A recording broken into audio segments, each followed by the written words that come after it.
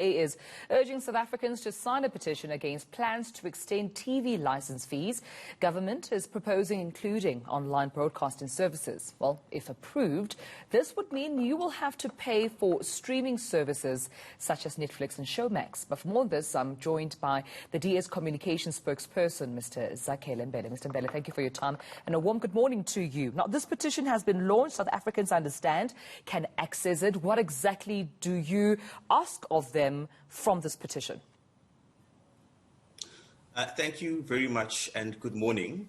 The petition is the first platform and channel by which we ask the public to join us in opposing this particular proposal that's come from the Ministry of Communications.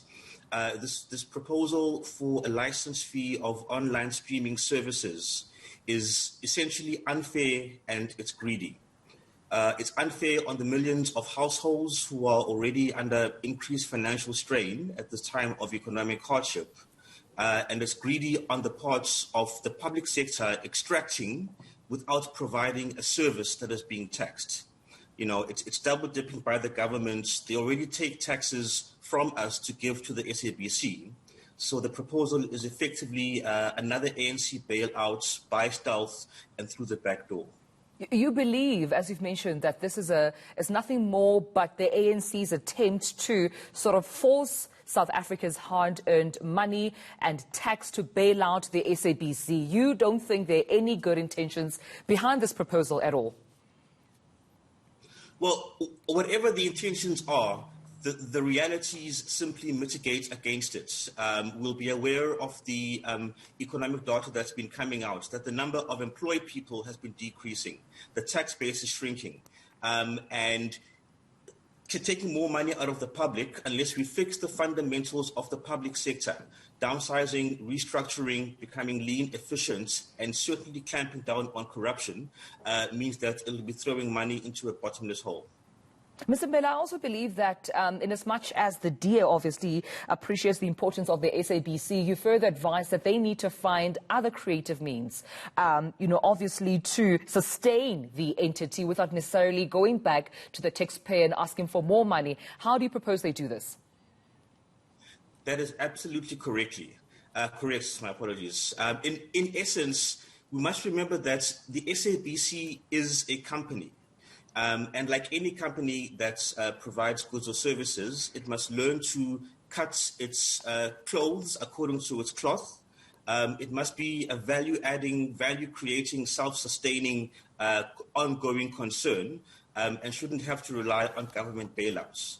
So they must figure out a funding model and make the needed compromises and take the tough choices in order to get onto a sustainable path. And at this point, I mean, are you at liberty to share what your actions or what your reaction might be should this proposal be passed? Should the department win over the fact that South Africans have to now pay for streaming services? I mean, what would the next steps be for the DA?